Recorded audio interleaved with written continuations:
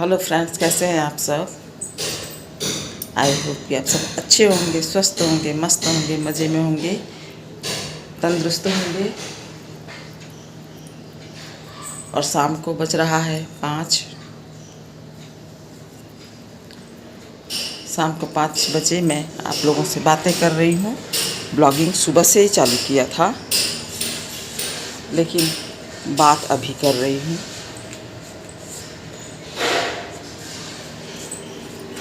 सोचा मैंने आप लोगों से। मौसम बहुत ही अच्छा है, बहुत अच्छा है एकदम। बहुत ज़्यादा गर्मी नहीं है, अच्छा है मौसम। थोड़ा सा बैठ जाती हूँ। मौसम अच्छा है, बहुत ज़्यादा गर्मी नहीं है। और मेरे एक वाईटी फैमिली के एक फ्रेंड हैं, उनको मैं बताना चाह रही हूँ। उन्होंने कहा कि उनकी गर्दन में कुछ खिंचाव आ गया है, दर्द हो रहा है।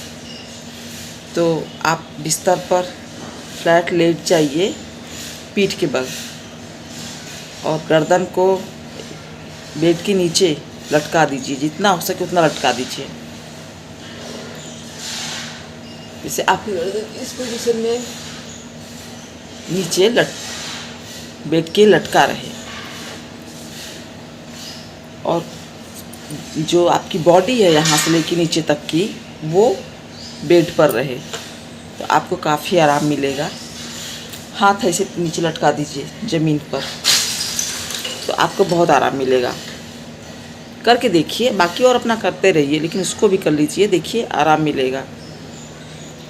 मुझे भी कभी कभी हो जाती है समस्या ऐसी, गर्दन खींचने की, तो मैं करती हूँ। आप भी करके देखिए, शायद अच्छा लगेगा। उन्होंने वो कह रहे थे कि उनका गर्दन मुड़ नहीं रहा है, तो आप ऐसा करके देखिए। और एक है, हमारी फैमिली की है, उनको बोल रही हूँ मैं कि बिना समझे कि सच में ये बात हुई है कि नहीं हुई है, बोलना नहीं चाहिए। किसी ने कुछ कह दिया, किसी ने ये बात कह दिया, हाँ उन्होंने ऐसे कहा था, तो क्या इतने समय से वहाँ पे वो इंसान रह रहा है, उसके बारे में नहीं मालूम है जो वो कह रहा है? क्योंकि मुझे यदि कहना रहेगा ना, तो मैं बोलूँगी कि हाँ मैंने कहा है, जैसे सबके लिए बोलती हूँ, और सामने से बोलूँगी कि हाँ मैंने ये बात कहा है। लेकिन ये जो बात हमारे ऊपर कल की गई है, मैंने नहीं किसी से कहा। मैं तो किसी के पास भी नहीं गई, किसी से कोई बात ही नहीं किया। कोई कुछ भी बोलेगा, हाँ ये ऐसा इसलिए होता है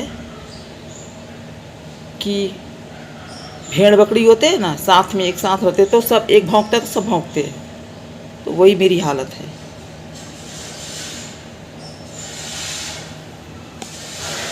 दूसरे घर में कुछ आग लगे तो लोग अपने घर की रोटी सेकना शुरू कर देते हैं, तो कम से कम पेट तो भरता है उसके घर का। तो बस ये हालत है और कुछ नहीं। और दूसरी बात है कि कुछ रिश्ते ऐसे होते हैं ना कि दम घुटता है उस रिश्ते से, क्योंकि अपना होता है तो उसको हम हटा नहीं सकते हैं, तो झेलना पड़ता है। तो मैं उस रिश्ते को झेल रही थी अभी तक। अब नहीं है वो रिश्ता, मस्त हूँ, मज़े में हूँ, खुश हूँ, बहुत आराम से हूँ। और एक बाप है मेरे पापा, जिनको कहते हैं पापा, जिस दिन वो दुनिया में नहीं रहेंगे ना, उस दिन और खुश हो जाऊंगी, क्योंकि मेरे बाकी कारणों का जड़ ही वही है।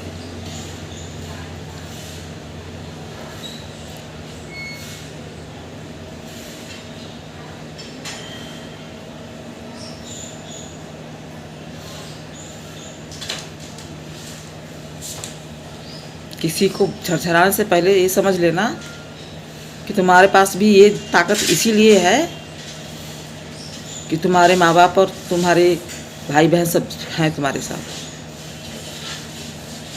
किसी को ना इस तरह से पक पक पक पक पक करके बात काटने से पहले ना वो सामने वाला भी जो कुछ कह रहा है उसकी बतिया सुन लो ना। किसी को शौक़ नहीं लगा है। मैं अकेली हूँ, मैं अनाथ नहीं हूँ। मेरे जिंदा हो चाहे मर गए हों, जिंदा हो चाहे मर गए हों, भाई भी है, भले वो मेरे लिए नहीं है, मरे के समान है, लेकिन भाई भी है। उनके औलाद है जिनको भतीजे बोलते हैं, वो भी है।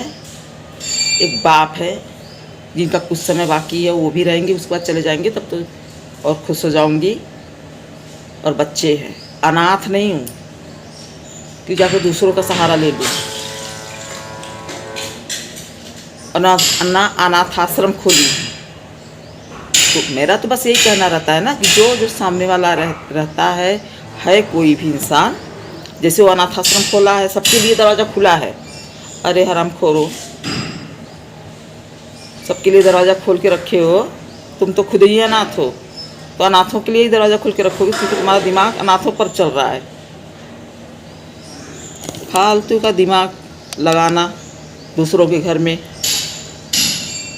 अच्छा खासा कुछ न बोला, ना कुछ किया, ना कुछ धरा, उसके बाद भी टाय रजिस्टर में नोट करके रखे रहो सब लोग अपनी अपनी बातें, सबको क्लियर कर दूंगी। क्या करूँगे, बस सुना, बाप जिंदा है। भगवान किसी का बाप, किसी की माँ इतने जल्दी ना मरे और बाप इतना देर तक में ना ज़्यादा समय तक जिंदा ना रहे।